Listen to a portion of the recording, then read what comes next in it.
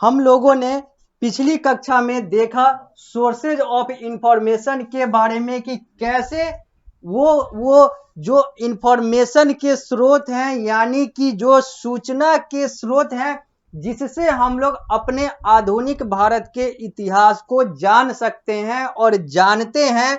तो यहाँ पर हम लोगों ने बात किया एडमिनिस्ट्रेटिव गवर्नमेंट रिकॉर्ड का, तो हम लोगों ने बात किया लिटरेरी सोर्सेज जिसमें न्यूज़पेपर, डायरीज, लेटर इत्यादि का नाम आता है। तो हम लोगों ने सर्वे और सेंसस के बारे में भी बात किया। तो हम लोगों ने पेंटिंग, फोटोग्राफ और बिल्डिंग से भी जाना कि कैसे हम लोग इतिहास को खंगाल सकते हैं।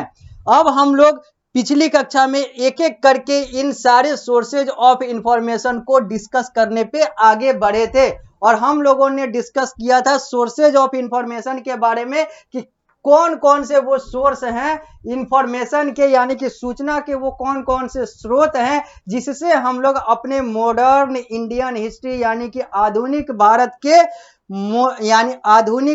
के इतिहास को, यानी कि भारत के आधुनिक इतिहास को समझ सकते हैं, डिकोड कर सकते हैं, जान सकते हैं।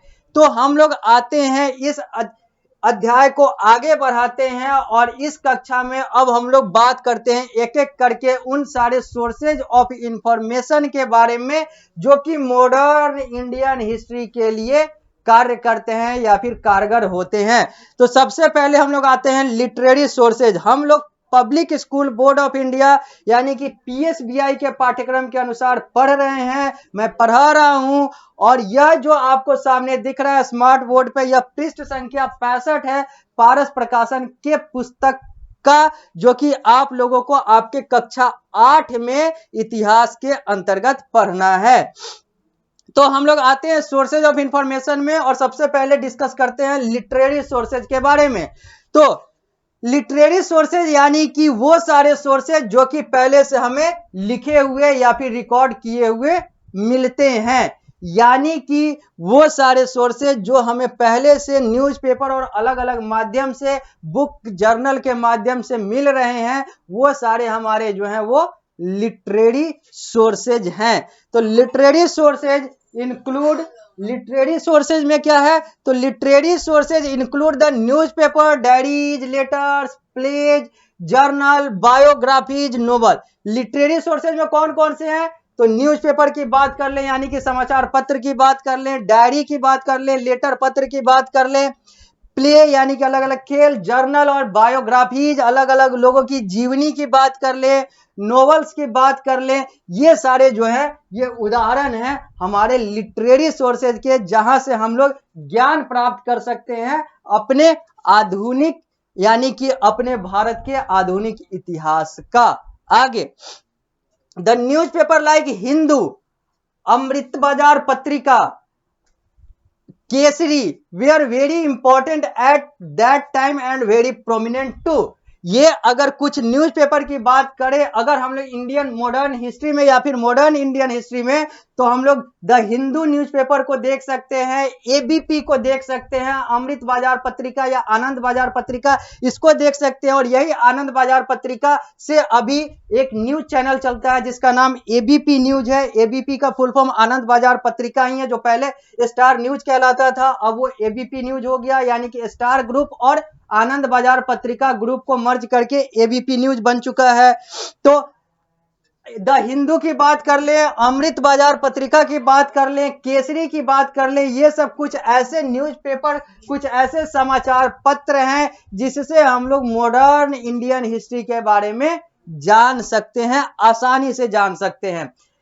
These newspapers reflect the criticism of government policies। ये जो न्यूज़पेपर है, चूंकि मीडिया का काम ही वही होता है कि गवर्नमेंट पॉलिसी का आलोचना करना, उसको वो बताना जो वो नहीं कर रहा है, वॉचडॉग होता है मीडिया। और ये जो न्यूज़पेपर है ये मीडिया का ही भाग है। तो इन लोगों का कार्य था गवर्नमेंट पॉलिसीज को यानी कि सरकार के नियमों की आलोचना करना या फिर सरकार के नियमों को खंगालना और बताना कि क्या सही है और क्या गलत है। Novel, essay, poem are to be included. अब यहां पर अगर लिटरेरी सोर्सेज में जाएं तो नोवेल, एसे, पोयम ये सारे चीज भी हैं लिटरेरी सोर्स, और ये सब समाचार पत्र के माध्यम से भी देखे जा सकते थे, पढ़े जा सकते हैं इनके अंश। The writing of Rabindranath Tagore and Bankim Chandra Chattopadhyay या Chatterjee in Bengali, Vishnu Shastri Chiplunkar in Marathi, Bharatendu Harishchandra in Hindi and Subramania Bharati in Tamil reflect the socio economic condition of that period. उस समय के सोशियो इकोनॉमिक यानी कि सामाजिक और आर्थिक कंडीशन अवस्था को जानने के लिए हम लोग रविंद्रनाथ टैगोर, बंकिम चंद्र चटर्जी को पढ़ सकते हैं अगर बंगाली में पढ़ना है तो।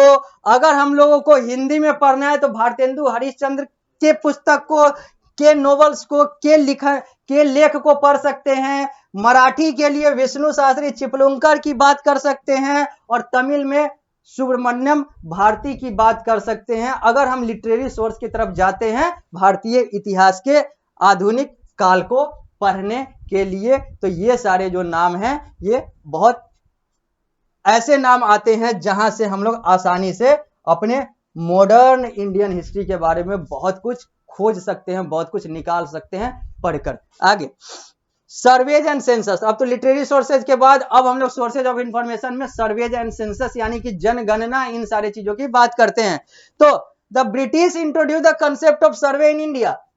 भारत में सर्वे यानी कि जनगणना, सेंसस यानी कि जनगणना, सर्वे यानी कि यहां पर हम लोग लोगों के व्यूज को, लोगों के संख्या को और लोगों से जुड़े हुए हर वो पहलू को काउंट करना, चाहे वो क्वालिटेटिव हो, चाहे वो क्वांटिटेटिव हो, चाहे वो गुणात्मक हो, चाहे वो संख्यात्मक हो, इन सारी चीजों को यहां पर करते हैं, यहां पर रिकॉर्ड करते हैं। और सर्वे और सेंसस जो है ये ब्रिटिशर्स के द्वारा यानी कि अंग्रेजों के द्वारा भारत में इंप्लीमेंट किया गया, लागू किया गया, शुरू किया गया, स्थापना किया गया। आगे द ऑफिस ऑफ सर्वे और was to set up in Dehradun with prepared detail map of villages and town. जो ऑफिस ऑफ सर्वे है वो भारत के देहरादून यानी कि अभी के कहां, तो अभी के उत्तराखंड यानी कि भारत देश के एक राज्य उत्तराखंड की राजधानी देहरादून में स्थित है। आगे वहीं पर इन्होंने सेट किया जहां से गांव और शहरों का मैप यानी कि मानचित्र तैयार किया जाता है। These survey and map give detailed information about the crop, soil and revenue record of India. ये जो सर्वे और जो मैप है, मानचित्र है, इससे हम लोग कौन कौन सा जानकारी प्राप्त कर सकते हैं तो फसल के बारे में, मिट्टी के बारे में, पैसे के बारे में, कहां पर कैसे क्या हो रहा है, ये सारी जानकारी यहां से ली जा सकती थी और ली जा सकती है और ली जा सकती रहेगी। आगे the British started the practice of census that is the counting of population and other information after every 10 year. ये जो अंग्रेज थे इन्होंने ही सेंसस यानी कि हिंदी में जनगणना की शुरुआत की थी और इन्होंने ही हर 10 साल पर जनगणना का कंसेप्ट दिया था। 10 साल पर इसलिए क्योंकि जनगणना जो है ये बहुत ज्यादा समय लेता है और बहुत ज्यादा खर्चीला होता है, इसलिए हर साल और 6 महीने पे न करके 10 साल पर जनगणना का कंसेप्ट लाया गया था और ये सारा कंसेप्ट अंग्रेजों के द्वारा लाया गया था। आगे These census report give us detailed information regarding religion, occupation, population, growth of India. इस सेंसस से, इस जनगणना से हम लोग कौन कौन सी जानकारी आसानी से ले सकते हैं तो धार्मिक जानकारी ले सकते हैं, नौकरी से जुड़ा हुआ, व्यवसाय से जुड़ा हुआ जानकारी ले सकते हैं, कैसे जनसंख्या में बदलाव आया, लिटरेसी, साक्षरता, इन सारे चीजों की, सामाजिक बदलाव, इन सारे चीजों की जानकारी जनगणना से ली जा सकती है, सेंसस से ली जा सकती है। ये जो चित्र है ये office of archaeological survey of India का है। ये चित्र जो आप लोगों को सामने दिख रहा है यह पुरातत्व विभाग का कार्यालय का चित्र है जिसको अंग्रेजी में आर्कियोलॉजिकल सर्वे ऑफ इंडिया कहते हैं, जो कि देहरादून का चित्र है यहां पर। आगे इंटरेस्टिंग फैक्ट, अब कुछ इंटरेस्टिंग फैक्ट देख लेते हैं, कुछ रोचक जानकारी देख लेते हैं, तथ्य देख लेते हैं। तो जेम्स वाट जो कि 1732 से 1819 के काल में थे, यानी कि 1732 में उनका जन्म हुआ था, 1819 में उनकी मृत्यु हो गई, निधन हो गया। तो James Watt was a Scottish instrument maker and inventor whose steam engine contributed substantially to the Industrial Revolution. James Watt जो कि स्कॉटलैंड के एक वैज्ञानिक, एक निर्माता थे, उन्होंने स्टीम इंजन का निर्माण किया जिसने औद्योगिक क्रांति में बहुत बड़ा योगदान दिया। आगे, His invention helped in the movement of goods from one place to another. इनका जो इन्वेंशन, इनका जो आविष्कार था, वो सामान को एक जगह से दूसरे जगह ले जाने में बहुत ज्यादा मददगार साबित हुआ। The Museum of National Archive, New Delhi, keep a vast body of handwritten manuscript and official administration record of ancient, medieval and modern period of Indian history. एक म्यूजियम है भारत के नई दिल्ली में, यानी कि भारत देश के दिल्ली केंद्र शासित प्रदेश के एक जगह नई दिल्ली, या फिर कहे तो भारत की राजधानी नई दिल्ली या दिल्ली केंद्र शासित प्रदेश की राजधानी नई दिल्ली, वहां पर एक म्यूजियम है जिसका नाम है the museum of national archive. वहां पर बहुत सारे ऐसे चीज रखे हुए हैं, उस संग्रहालय में बहुत सारे ऐसे चीज रखे हुए हैं जिससे हम लोग एंशिएंट, मेडाइवल और मॉडर्न हिस्ट्री के बारे में, भारत के मॉडर्न हिस्ट्री के बारे में जान सकते हैं, जानकारी प्राप्त कर सकते हैं। आप भी वहां पर जा सकते हैं। एक और इंटरेस्टिंग फैक्ट आता है, हम लोग पृष्ठ संख्या 66 पर हैं पारस प्रकाशन के पुस्तक के अनुसार। एक और इंटरेस्टिंग फैक्ट यहां पर आता है, यानी कि एक और रोचक तथ्य यहां पर आता है। George Everest was the surveyor general of India and he tried to measure the height of the Everest. ये जो जॉर्ज एवरेस्ट थे, ये सर्वेयर जनरल ऑफ भारत थे उस समय के तत्कालीन, और इन्होंने कोशिश की थी एवरेस्ट की ऊंचाई मापने की। और ये जो चित्र है सामने, आप लोग अपने पुस्तक में भी देख सकते हैं, यही है जॉर्ज एवरेस्ट। अब आगे बढ़ते हैं। अब हम लोग देखते हैं क्वाइंस। क्वाइन जो है, जो सिक्के हैं, वो कैसे सोर्स ऑफ इंफॉर्मेशन बन जाते हैं इंडियन मॉडर्न हिस्ट्री को जानने के लिए, अब वो देखते हैं। Coin are the sources of information regarding the various rulers. Coin जो है, जो सिक्के हैं, वो भी सोर्स ऑफ इंफॉर्मेशन है, यानी कि सूचना का वो स्रोत है, जानकारी का वो स्रोत है जिससे हम लोग बहुत सारे शासकों के बारे में जानकारी प्राप्त कर सकते हैं। These provide us information regarding the economic condition of the people. इससे हम लोग यह जानकारी प्राप्त कर सकते हैं कि लोगों का आर्थिक अवस्था, आर्थिक तौर पे वो कैसे थे। The British East India Company started minting coin from the mid 17th century. अगर हम ब्रिटिश ईस्ट इंडिया कंपनी की बात करें तो 17वीं शताब्दी से, यानी कि मिड ऑफ 17th सेंचुरी, 17वीं शताब्दी के मध्य से उन्होंने इस क्वाइन, इन सारे चीजों पे कार्य किया। इन 1717 में, वर्ष 1717 में, the British obtained the right to introduce their 1 rupee in the name of the Mughal emperor. अब यहां पर एक बहुत बड़ी घटना की बात हो रही है। The British in 1770 the British obtained the right to introduce their 1 own rupee in the name of the Mughal empire. 1717 में जो अंग्रेज थे जिन्होंने भारत पर शासन किया, उस समय जो कर रहे थे, उन्होंने एक अधिकार प्राप्त किया जिसके आधार पर वो अपने सिक्के पर मुगल शासक, यानी कि उनसे पहले जो जिन्होंने भारत को लूटा और जिनको हराकर ये लोग आए, उनका भी चित्र अंकित करने का इन्होंने अधिकार लिया और ये किए भी। और ये जो कुछ चित्र हैं, 4 चित्र हैं, ये यूरोपियन क्वाइंस के हैं, जहां पर हम लोग अलग अलग शासक और उनके बारे में सही तरीके से देखें तो बहुत सारा कुछ डिकोड कर सकते हैं, बहुत सारा कुछ समझ सकते हैं, बहुत सारा जानकारी ले सकते हैं। आगे प्रेस एंड न्यूज़पेपर की बात करते हैं, ये कैसे सोर्स ऑफ इंफॉर्मेशन है। तो hundreds of newspaper were published in India, not only in English but in regional language called vernacular such as Tamil, Gujarati, Marathi, Bengali इत्यादि etc। तो अगर हम प्रेस और न्यूज़पेपर की बात करें तो बहुत सारे, सैकड़ों में न्यूज़पेपर, ना तो सिर्फ अंग्रेजी में, यानी कि अंग्रेजों के भाषा में, इंग्लैंड के भाषा में, यूनाइटेड किंगडम, ब्रिटिश, यूरोप के भाषा में, बल्कि हमारे स्थानीय भाषा में भी बहुत सारे ऐसे समाचार पत्र उस समय के हैं जिससे हम लोग जानकारी प्राप्त कर सकते हैं। हिंदी वाले भी हैं, तमिल वाले भी हैं, गुजराती वाले भी हैं, मराठी वाले भी हैं, बंगाली वाले भी हैं, कन्नड़ वाले भी हैं, बहुत सारे मलयालम वाले भी हैं, बहुत सारे अलग अलग भाषाओं के हैं। ये है म्यूजियम ऑफ नेशनल आर्कीव, जो हम लोगों ने अभी बात की थी थोड़ी देर पहले कि ये न्यू दिल्ली में स्थित है। यही वो संग्रहालय है, म्यूजियम को हिंदी में संग्रहालय कहते हैं। यही वो संग्रहालय है जहां पर बहुत सारा चीज संग्रहित है, इसको जाकर हम लोग देख सकते हैं और अपने मॉडर्न इंडियन हिस्ट्री के बारे में जान सकते हैं। इन 1876 वर्ष 1876 में there were 62 vernacular news papers in Bombay, अभी का तत्कालीन बॉम्बे, अभी का Mumbai. About 60 in NWFP, north west frontier province and central province. यहां पर अब बात हो रही है वर्ष 1876 की।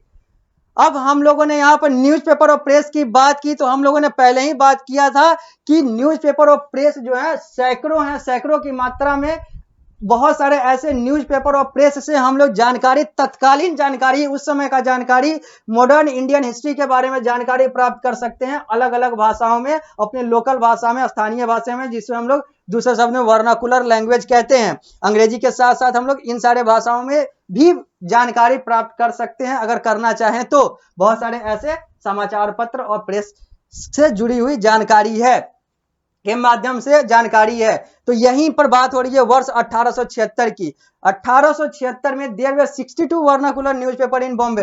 बॉम्बे में, तत्कालीन बॉम्बे, अभी का मुंबई, यानी कि भारत देश के महाराष्ट्र राज्य की राजधानी अभी का मुंबई, उस समय का बॉम्बे, जो नाम अब मुंबई हो गया है। तो उस समय 62 न्यूज़पेपर जो थे वो अलग अलग भाषाओं में वर्ष 1876 में अवेलेबल थे बॉम्बे में, और 60 जो थे वो NWFP, north west frontier province में, और अलग अलग 28 जो थे वो बंगाल में, 19 जो थे वो चेन्नई, अभी का चेन्नई, मद्रास में। ऐसे बहुत सारे न्यूज़पेपर थे जो उस समय के, तत्कालीन समय के थे, जो कि हम लोग चाहे तो उसको पढ़कर, उसको प्राप्त कर कर, उससे जानकारी लेकर अपने मॉडर्न इंडियन हिस्ट्री के बारे में जान सकते हैं। ये भी सोर्स ऑफ इंफॉर्मेशन बनते हैं हमारे भारत के आधुनिक इतिहास की जानकारी के लिए। आगे